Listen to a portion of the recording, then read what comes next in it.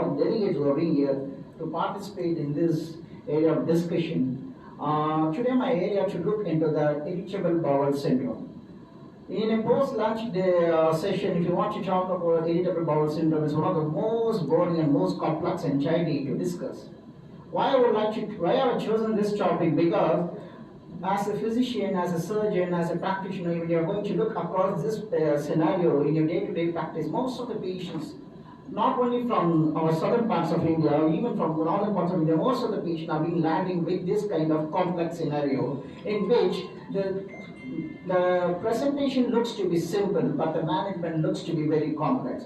Because even for the senior consultant gastroenterologist in this area to focus on proper guidance, counseling and management of irritable bowel syndrome is one of the toughest entirety, because how are you going to treat, how are you going to diagnose, how are you going to monitor the patient, whether the patient is responding to treatment or not. That's one of the very, very complex scenarios to understand, and even to analyze the pathophysiology of this irritable bowel syndrome is even more complex. But I don't want to take all these things into this area of discussion, but I would like to make the things very, very simple, in which before we are going to wind up this session, we should know something about this irritable bowel syndrome. If you don't mind, can you check the slide, please? So, briefly about IBS, if you're going to see, it's broadly been categorized as IBS-C constipation type, or IBS diarrhea, or IBS mixed, or IBS unclassified. I'm not going to look into the slides, I'm just going to, because slides are not much to talk here, my area to discuss in this arena. So what is the thing I would like to focus here? So it's nothing but a functional GI disorder. In case if you're going to land up with a functional GI disorder, in which if your gut, also your brain, if it is going to get involved, that's the area for you to take on. And once the gut as well as your brain, if you're going to get involved, but organically you couldn't able to identify the lesion. When you're not able to identify the lesion, but the patient is going to land up with multiple complications and presentation, that's the area for you to learn about how the IBS is going to present, how the IBS is going to get diagnosed, how the IBS is going to get manifest. So if you want to look into this, it's a functional GI disorder in which it's very complex and to diagnose, and it predominantly involves your defecation pattern, your stool pattern. It's going to affect your stool consistency, your stool formation, and your defecation regularly. Your circadian rhythm, once it is going to get affected, that's the area of IBS is going to be more alarmingly to be recognized in our management protocol. Why this IBS? What is the thing? So basic definition, nothing but functional GI. If you are going to look into this GI disorder, it's categorized from esophagus to your small bowel, from your gastrointestinal tract, also to your lower GI tract. So the entire area can be categorized as functional GI disorder. And as you all know that the Rome classification is well known for this functional GI disorder, mainly for IBS. So Rome 1, Rome 2, Rome 3, Rome 4, there are multiple areas for us to take on that. But what is this Rome 1 criteria, Rome 2, Rome 3? But our interest is from 2016 onwards, we have been focusing mainly on Rome 4 criteria. What is the main difference between this Rome 3 as well as this Rome 4? When you're going to look into the primary features, the main thing, there are three major pathophysiological reasons for your IBS to get involved. Once your brain is going to get involved, see, always you should remember this golden word. If your gut is not happy, your mind will not be happy. If your mind is not going to be happy, your gut is not going to be happy. So always you should make yourself healthy, have a nutritious diet. That's the most important thing. What is going to happen in this? The three major protocol, three major pathophysiologies being there. One is by your GI motility, if it is going to get disturbed, and your functional hyperalgesia, but you are going to respond. You may not be having more pain. When the consultant, when the physician or surgeon, when you are going to examine a patient, you might be well aware that the patient is not going to have a major symptom. That's not because of any intestinal obstruction or any malignant focus, but the patient will be responding to you in a sensitive way, that the patient is having more somatization here. The patient will be having more complex pain. How are you going to respond to that area? That's the most important thing. So there might be evidence of functional hyperalgesia. And next to that will be a brain-gut dysfunction. Brain-gut dysfunction is a separate area, and apart from that, your intestinal permeability, if it is going to get altered, your immune regulation, if it is going to get disturbed. There are not much of slides here, but I'm here to talk on that. your intestinal motility it is going to get altered, your and mainly by your gut disappears. Once your gut, see why I would like to talk about this gut disappears. Nowadays, many probiotics are there in this field. And once you are going to treat with the case of IBS, whether you are going to target a patient with IBS-C or IBS-D, to whom you are going to subject, what is the age criteria, how are you going to give the dose, how long you are going to give the dose, what is the management guidelines, that's all the things you should remember before you are going to wind up this session. So, this is how the gut dysbiosis, if it is going to set in, there are the various arenas of protocols to be followed in the management of pathophysiological diagnosis of IBS. So next slide please. So this is what, as I discussed with you, if you are going to look into this Rome criteria, the next slide. Prior to Rome criteria, the main criteria what have been chosen is the Manning criteria. The Manning criteria, what I have mentioned, there will be associated with your pain, abdominal pain, your flatulence, your bloatedness, all those things. But once you are going to have this kind of presentation, what is the thing? There might be evidence of your change in frequency and change in form of stools. This Manning criteria has not been more applicable in the initial phase. The more be removed from the woman because women's sensitivity is not been much recognized. If you want to look into this epidemiology of this IBS, it is being more recognized in monozygotic rather than dizygotic patients, and it is being more recognized in female population rather than the male population. And 2:1 ratio is more common. And why IBS is more? To whom all the patients? If you are going to look into the data, you will have multiple comorbidities. If you are going to be obese, if your BMI is going to be more than 30, in case if you are going to be thyroid related problems, even if you are hypo or hyperthyroid, or even in the background of diabetes mellitus, these kind of presentation may worsen even in the background of asthmatic events. These kind of events may worsen your IBS related activity. If you are being more happy, if you are being more worried, IBS events is going to be predisposed. So always, these are all the predisposing areas. So you should remember how the gut microbiome is going to get formed. Right from your birth, right from your intra-uterine period, the gut microbiome is going to get developed. So how, right from the intra-uterine period, once a baby gets born to the world, followed by the breast milk is going to detect your gut microbiome. The gut microbiome is being considered as a separate brain, separate central nervous system nowadays for you to tackle. Why? Because once a gut microbiome gets formed out, there might be, as the day progresses, your various gut microbes is going to get involved. For example, your firmicutes, your lactobacillus, so many other things. In case if you are going to harbor with a difficult organism, complex pathology, if it is going to set in at that point of time, even if your gut microbiome, if it is going to get perturbed or if it is going to get disturbed, that's the area the gut microbiome is, because this gut microbiome has been taken a wide arena, not only for this irritable bowel, even for your inflammatory bowel, even for your alcoholic liver disease. There are so many areas for discussion for this gut microbiome to be addressed properly. But why I would like to point out, once a patient, if you are going to be breastfed right from beginning, or if you are going to be a bottle-fed baby, that's the area. If you are going to go on intravaginally, or if you are going to deliver by MSCs, that's the area which is going to get affected by gut microbiome. Right from the area of involvement, starting from your esophagus to stomach and from your right side of your colon to left side of colon, the entire area, the predisposition of the normal gut microbiomes will be varying. So this is how the basic gut microbiome physiology, you should remember that, followed by in case it is going to get disturbed, there might be evidence of the symbiosis if it is going to get lost, there might be evidence of worsening of even that will predispose to worsening of other things. So tackling IBS, the most important thing you should remember, the Rome 4 criteria which has been established in 2016. What is this Rome 4 criteria? You should need these kind of symptoms for at least a period of 3 months, and at least over the before diagnosis, you should recognize symptoms for a period of about 6 months. You need to see weekly, once a day, 1 day in a week, you should recognize a symptom for at least 3 months. That's the most common. What are the various things you need to remember? Which is going to relate to your defecation pattern. There might be evidence of change in your frequency, or there might be evidence of change in form of a stool pattern. This is being clearly eliminated. Say Rome 4 criteria, if you're going to look into the papers, what they've been quoted from SGPGA, that's one of the most important centers in India to derive all these things being, because if you're going to look into that, When compared to room 3, what is the main difference for room 4? There the terminology discomfort has been removed in room 4. Because discomfort is a subjective way. Most of the time it could not be eliminated. It could not be, it couldn't be able to evaluate those conditions properly. That's a word terminology being removed. And prior to that, 3 days in a month, that's the most important thing for room 3. That has been removed in room 4. It has been removed at least once in a week. That's a thing. That's a new addendum when you're going to consider this room 3 and room 4.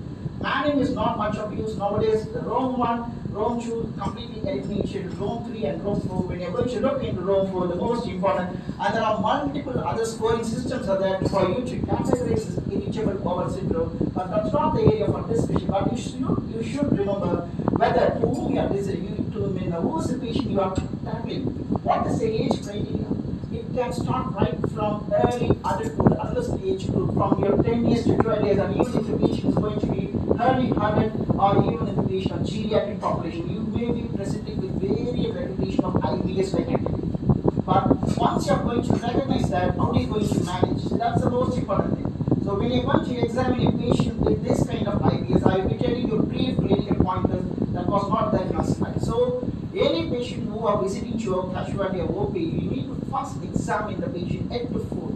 Taking proper clinical history is the most important thing. You need to analyze how the stool pattern, whether the patient is having a pain-induced stool pattern or without pain. That's the most important thing you need to see. If the patient is going to present with pain-induced stool pattern, there are multiple differential diagnoses, or painless stool pattern, there are multiple differential diagnoses for that.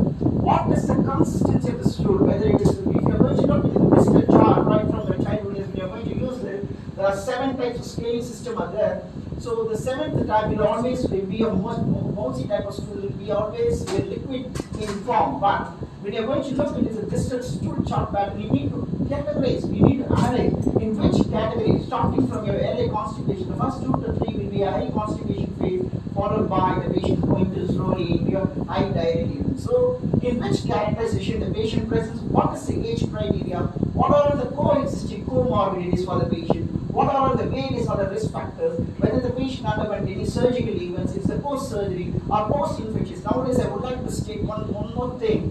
Post-infectious irritable bowel syndrome during this COVID era in Apollo, I have seen many patients with post-infectious IBS because there are many case reports. If the patient is going to land with even COVID scenario followed by within a span of time, the patient may worsen with this post-infectious IBS regimen. So recognizing the patient to whom you are going to investigate, you are going to see the basic protocols like your sugar levels, thyroid, cholesterol, as well as hypertensive screening, all those things when you are going to check, followed by how are you going to proceed with this kind of patient, how are you going to manage. That's the most important thing for you to address in this area.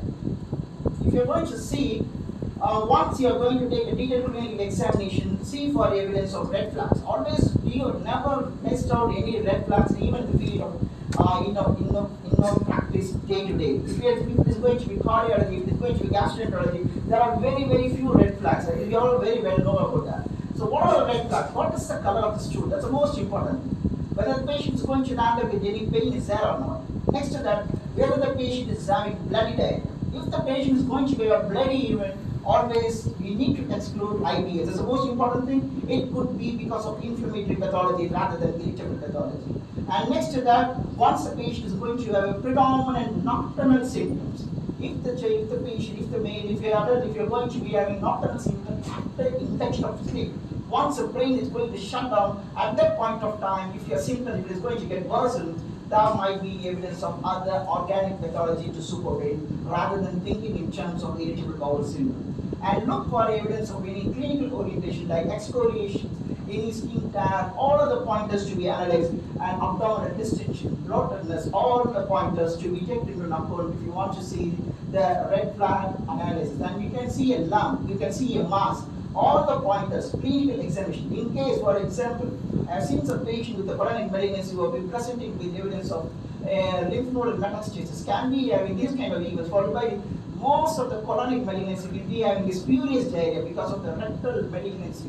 So that might represent you in the initial phase as irritable bowel syndrome. Spurious diarrhea most of the time will be missed out, and we may think in terms of IBS we will be missing out most of the other things. So clinical examination and with elicitation of the finding with basic workup, in case who are the patient deserve endoscopy. It's the most important thing, because if if you are planning for an endoscopy or colonoscopy for this kind of patient, don't think that only colonoscopy for irritable bowel syndrome, because IBS is nothing but a functional GI disorder. It can involve any area of your GI tract. In case if you're going to land up with celiac disease, for example, in your pediatric population, how many babies are being diagnosed with celiac disease based upon your gluten sensitivity? Once you are going to get diagnosed with this gluten sensitivity, this celiac disease, what we are going to do, we need to look for your D3 bars. Now might be evidence of your villus atrophy, villus changes will be there based upon your Marsh criteria. So why I'm saying all those things, we need to look for various pathophysiology in concepts. It could be because of lactose intolerance, or it could be because of galactose intolerance, or fructose intolerance, your high carbohydrate load, or high lipid load. There are so many diet patterns are there. When you're going to consider that might be predisposing for you to develop this irritable bowel syndrome to supervene. So based upon the diet pattern, based upon the nutrition status of the patient, based upon the comorbidities, based upon your clinical assessment, based upon your endoscopic diagnosis, based upon your colonoscopy. See, if you're going to do endoscopy and when you're going to do a colonoscopic examination to that kind of patient, most of the time you're not going to look into any finding. It will be normal when you're going right from your anal canal up to terminal ileum, you're not going to find anything. Always you should remember some important things. You should always try to screen the proximal terminal ileum. So without entering terminal ileum in a patient who are suspected with IBS, you should not come out. That's the most important thing when you're doing a colonoscopic examination. So after this basic workup, you're not going to pick up anything, you're not going to identify anything that is characteristic of irritable bowel syndrome. Once you're going to recognize that, what is the treatment protocol? So that's the most important thing. Whether you're going to treat IBS-C or IBS-D, or most of the patients, see, IBS-C will be in 20 to 30% of the population. IBS-D will be in 20 to 30 to 40%. IBS-C will be in 20 to 30, and IBS mixed type around 20 to 30, and unclassified. We couldn't able to come to the conclusion. What is the reason for that? There are 4 categories there. You should remember that. What is the basic area you need to address? So once you are going to see IBS-C or IBS-D, IBS-C, you can encourage fiber pattern of diets, along with there are so many molecules that you tackle based upon the clinical status of the patient. And once a patient is going to IBS-D, for that also so many molecules are there. For all these pointers, the diet, your fiber activity, all those pointers to be addressed. So low FODMAP diet. Next slide, please. This is a very famous person. Actually, it has been the term irritable bowel, the functional GI disorder. The term we coined by Professor Dalla, and this Douglas Grossman, who is the main person who will be involving in this role for classification. Next slide, please. This is briefly that what have been discussed, the gut-brain dysfunction. So next slide.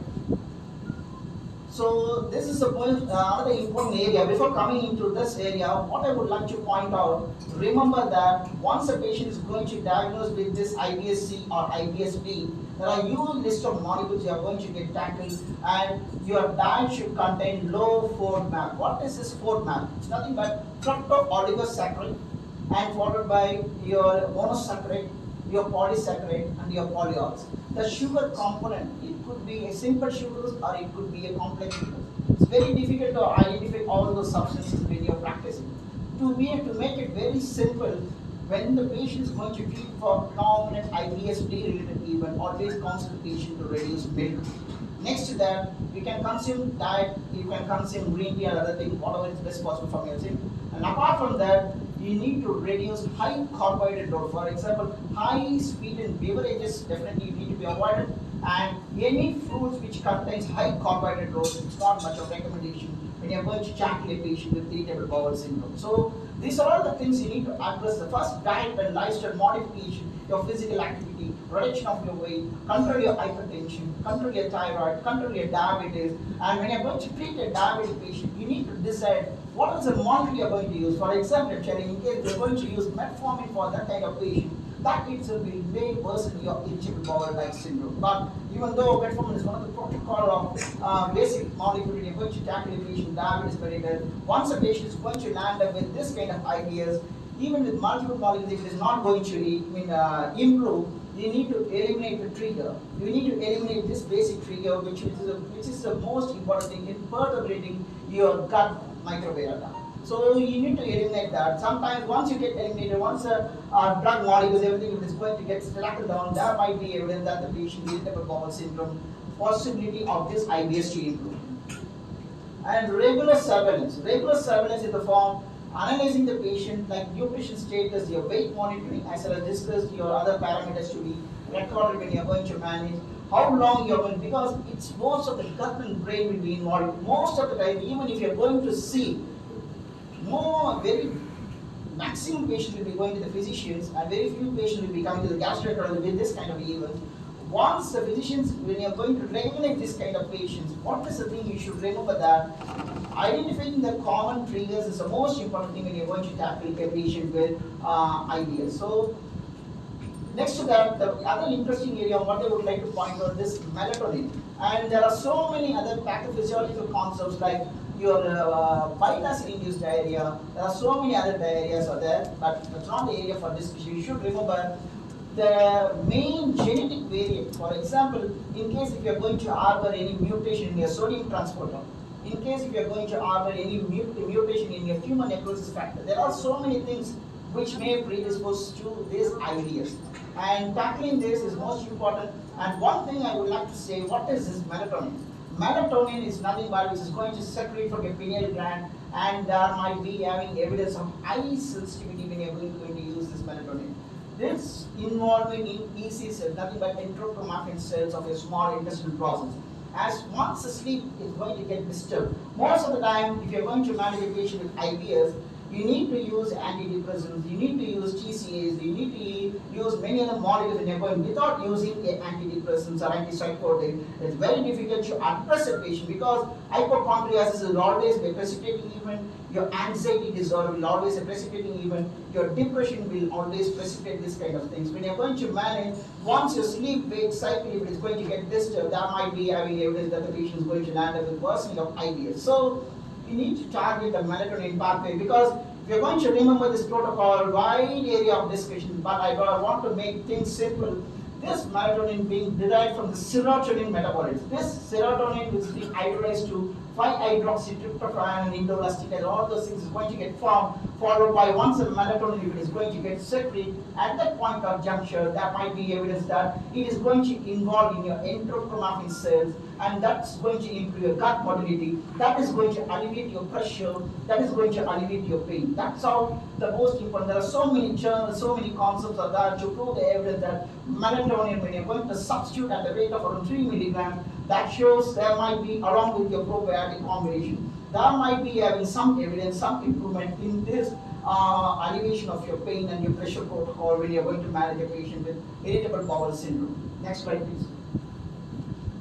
Your list of discussion of this probiotic because of the gut dysbiosis, as we all know, without a probiotic, no patients without will be living OP.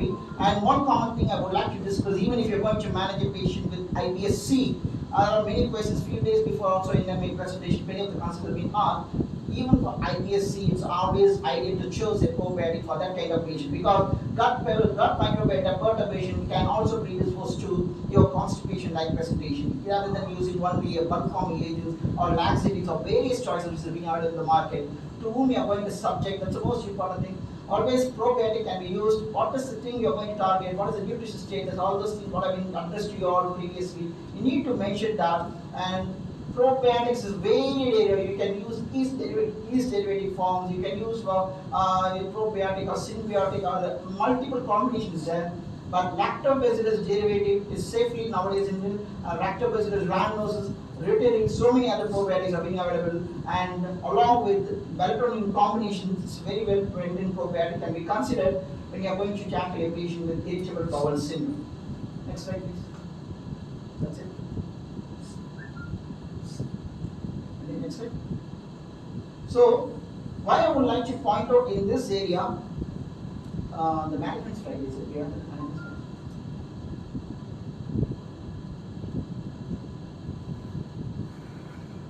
Huge list of drugs. For example, another question frequently they will be asking when you are going to manage a patient with IBS diarrhea, they might be using rifaximin frequently. What is the role of rifaximin? See, rifaximin is one drug which is being derived from rifampin extract. When you are semi-synthetic derivative, when you are going to use this rifaximin as for IBS-D, you can substitute at a rate of around 550 milligrams. Some papers are mentioned, but ideally the drug of choice is only for hepatic encephalopathy. But you can also use rifaximin for the travelers diarrhea. You can also use rifaximin for this IBS-D related presentation for a short duration of time, around 14 days, for various papers what they've been quoted on. If you're going to look into EASL guidelines, or if you're going to look into the ACG protocols, there are many papers being reported. So you can use 400 to 550 milligrams BD dosage of rifaximin in case if you're going to manage a patient with IBS-D. And anti-motility drugs, this is another important thing. For example, when many patients without will be giving loperamide or any iosmag, so many other drugs when you're going to use, you should be very, very cautious. You need to rule out intestinal obstruction, because that's one strong alarming pointer. In case if you're having any doubt, better not to touch that area when you're going to manage a patient with this kind of IBS, because huge arena of differential diagnosis there for this IBS, starting from your upper GI tract to your lower GI tract. It could be because of malignancy, it could be because of lactose, or it could be because of fructose, or it could be because of galactose, and so many other differential diagnoses. It could be because of intestinal manifestation, amibiasis, or it could be because of giardiasis. So many events are there for you to tackle this irritable bowel syndrome. So before winding up, the most important thing I would like to say, when you're going to tackle low FODMAP protocol diet and high fiber diet in a reasonable way, and apart from that, tackling the patient in an effective manner with your multiple new molecules are there. For example, you can try glucocorticoid for a patient with constipation, which is 5:4 agonist, you can try, but how far it is going to be successful, how long you are going to run, there are so many papers are there, and so many new molecules like linaclotide, so many flecainide, so many new molecules are there in the market when you are going to use that. But one thing you should remember, analyzing the patient, tackling the history, and getting into the proper diagnosis, do minimal workup, counseling the patient for a longer duration, you need to be in strong follow-up, is the most important thing when you want to address a patient with this irritable bowel syndrome. With this, I would like to rest my presentation, and I'm happy to take your questions if anything is there to take on. Thank you all. Thank you, sir. The floor is open for questions. Is it a controllable disease or curable disease? How long will it No gastrointestinal disorders are being curable, sir. Only controllable. Including peptic ulcer? Acid peptic disease? Peptic ulcer disease also being controllable, not curable. See, only thing, the problem is once a patient is going to land up with other complications, peptic ulcer disease, once a patient is going to develop H. pylori induced or H. pylori negative, that might be once a patient is going to be eradicated, you are going to prevent the patient from landing with other complications like gastric events or malignancy. But this peptic ulcer, the possibility, see, peptic ulcer is nothing but it could be a differential diagnosis or GERD, other manifestations can happen. So always it's controllable. Once your diet and other things, if it is going to get disturbed or perturbated at that point of juncture, you are going to have further worsening of events. No GI disorders is 100% curable. It's only controllable based on your diet, lifestyle modifications. That has to be addressed strongly. Your drug management is only 5 to 10% to be addressed, and your diet and lifestyle modifications will be addressing around 80 to 90% of the protocol. But most of the time, our Indian population is usually lacking in that area. That's the area where gastroenterologists are serving a lot. Is it a very well condition? If you don't treat properly, it may lead to any CA colon and other. Which one's IBS? Yeah, IBS. IBS usually will not lead into any complication, but how long? That's the most important thing. Every patient been thinking that's IBS. Few days before, I have seen a patient who presented with spurious diarrhea, being treated by multiple areas, multiple physicians elsewhere outside, being diagnosed as IBS for a period of around 6 months, followed by the patient had consistent weight loss without being, they have been thinking in terms of diabetes and other comorbidities, but they have been missed out the patient. He didn't have any bloody diarrhea, no other events, but when you did a colonoscopic examination, it shows a prominent colorectal cancer, and when it took a biopsy, it shows to be one of the dreadful complications. The patient landed with liver metastasis also, the patient in the final stage, so I have sent the patient for chemotherapy and other management protocol. So why I would like to point out, when you're going to manage, addressing clinical scenario is most important. Without proper clinical history, it's very difficult to manage a patient, I guess. Thank you, sir. It was a very detailed delineation. If there is no more questions, another question. You told us something about fructose rich fruits taken with fructose. I couldn't get you, madam. Fructose rich fruits. Is it carbohydrate rich fruits? See, madam, the most important thing, low FODMAP diet. So fructooligosaccharides, anything if the patient is going to have fructose, sucrose, galactose, all those things will be predisposing, which means high sweetened beverages when you are going to take. That might be having evidence of your gut microbiota to get disturbed. Your immune regulation pathway is going to get, see, what I've been proven in, what I've been taken in this slides is nothing much. Only very few of the slides have been presented. It's only very basic. If you want to talk about this ideas, it's such a very complex area to read about that. Even in the best of textbooks, it's very difficult to read because the pathophysiology itself will be discussed for more than 15 to 20 pages if you want to remember that. Why I would like to say that the gut disturbances based upon your fructose, lactose, galactose, any polyols, any monosaccharides or complex polysaccharides or oligosaccharides that might be having a worsening event when you're going. That's the first thing to be eliminated. That applies for fruits also, sir. Fruits. Fruits, Fruit yes. Highly sweetened beverages that will be exposed to osmotic diarrhea. Beverages, sir, I'm talking Fruits. No, beverages as well as fruits also.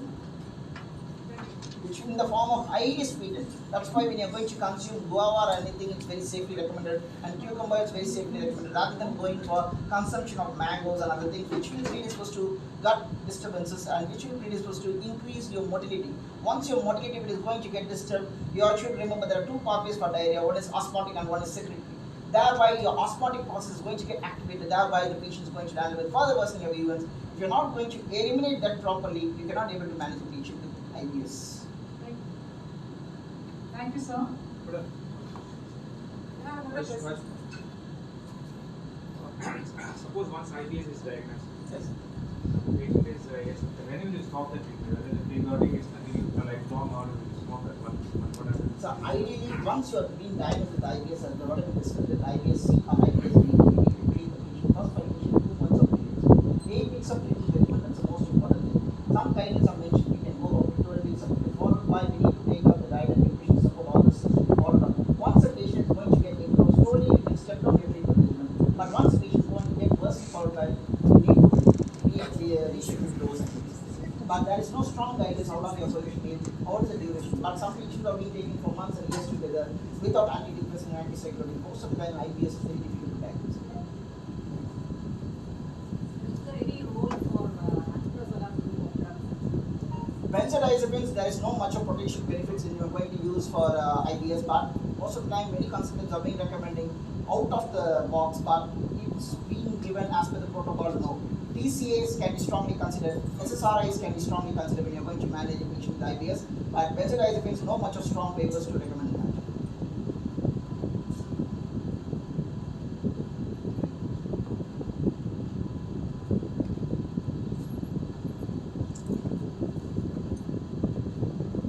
Anyone else, sir? Any more questions? Thank you, sir. Thank you very much, ma'am.